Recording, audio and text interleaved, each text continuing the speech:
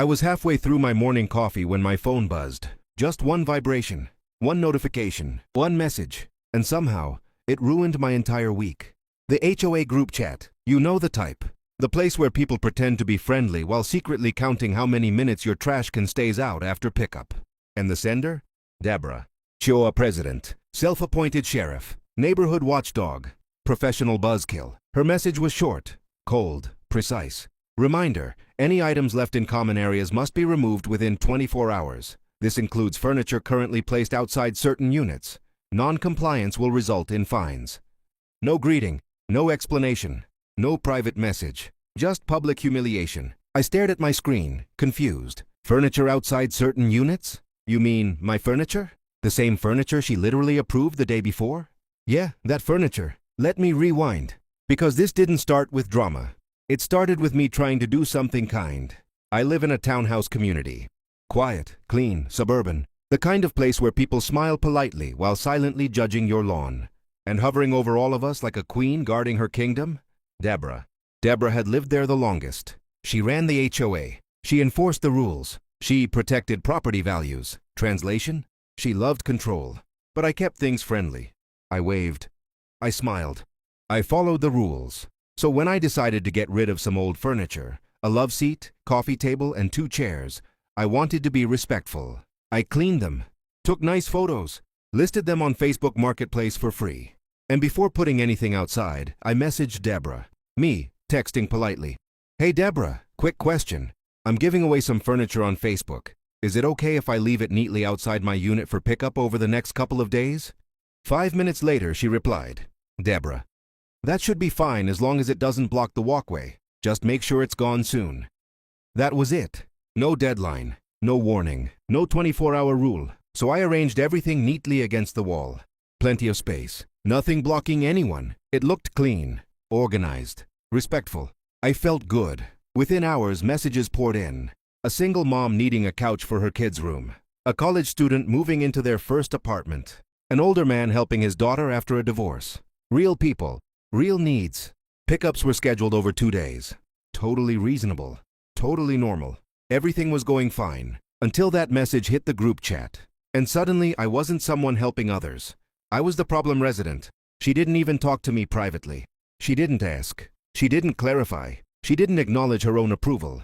She just threw me under the bus. Publicly. I replied carefully. Me. Hi Deborah, just confirming. This is about my furniture? You said it was okay for a couple of days. Her reply took longer this time. Deborah.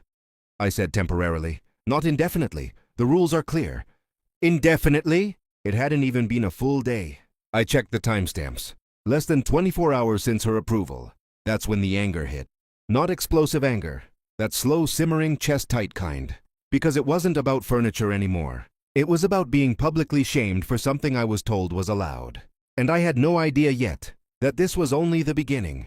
When I pulled into the parking lot that evening, I felt it immediately. That weird tension in the air, like something had already started without me. And then I saw her, Deborah, standing next to my furniture, arms crossed, waiting, like she'd been staging this moment. Deborah, loud, sharp.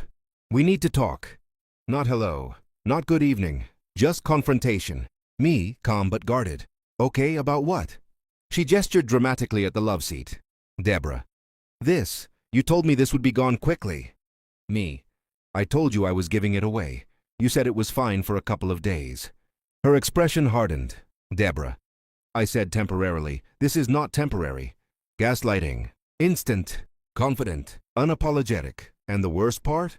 She kept raising her voice. Not yelling, but loud enough for neighbors to hear. Loud enough to draw attention. I noticed curtains shifting. Doors opening. People pretending not to watch. She wanted an audience. Then she said it. Loud, sharp, accusatory. Deborah. You told me you'd help keep this community looking nice. There it was. Her favorite line. Like I had betrayed some sacred oath. Shock, anger, disbelief, all at once. I had tried to do everything right. I had asked permission. I had been respectful. I had been transparent. And now she was twisting the story like I was the irresponsible one. That's when I heard someone behind me. Marcus, calm. Deborah, you're being a little intense. I turned. 3 neighbors had gathered. Marcus, Linda, Jasmine. They'd heard everything. Deborah's confidence faltered for the first time. Linda spoke gently but firmly. Linda. She asked for permission. That matters. Jasmine added, my cousin was actually interested in that couch. Deborah tried to recover. Deborah, tight smile. This isn't about furniture. It's about standards. Marcus raised an eyebrow. Marcus. Or control? That word hung in the air. Control. And suddenly Deborah wasn't in charge of the narrative anymore. That night, the Facebook group exploded, not with anger at me, but with support. Marcus posted about what he saw. Linda commented about inconsistent rule enforcement. Jasmine shared how Deborah had once made her cry over a stroller. Then others started sharing their stories. Fines for minor things? Warnings that felt personal. Rules applied differently depending on who you were. Patterns emerged. And once people see patterns, they can't unsee them. Deborah eventually posted a long response. Carefully worded. Professional tone. Full of victim language. I volunteer my time. I'm being unfairly attacked. I only want what's best for the community. But the comment section didn't go the way she expected. People asked for clarity, for consistency, for accountability. Then she ended her post with, I will be reviewing recent violations more closely. A threat, not an apology. And everyone saw it. She called a mandatory HOA meeting, probably thinking she'd reassert control. Instead, the room was packed. People came with notes, with examples, with questions. And one by one they spoke. Respectfully, clearly, fearlessly, until someone in the back said, maybe it's time for new leadership. Silence. Then applause. Not a few claps. Not awkward politeness. Real applause. Deborah stood frozen. For the first time, she had lost the room. And she knew it. 2 weeks later, an email arrived. I have decided to step down as HOA president, effective immediately. No apology, no accountability, just resignation.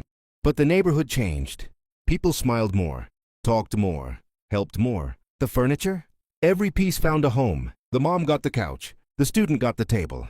The daughter got the chair. And I learned something powerful. This was never about furniture. It was about power, about silence, about what happens when someone finally says, no. Deborah once yelled, you told me you'd help. And in a strange way, I did. Just not how she meant. Sometimes the smallest acts, a message, a question, a refusal to back down, don't just change your situation. They wake up an entire community.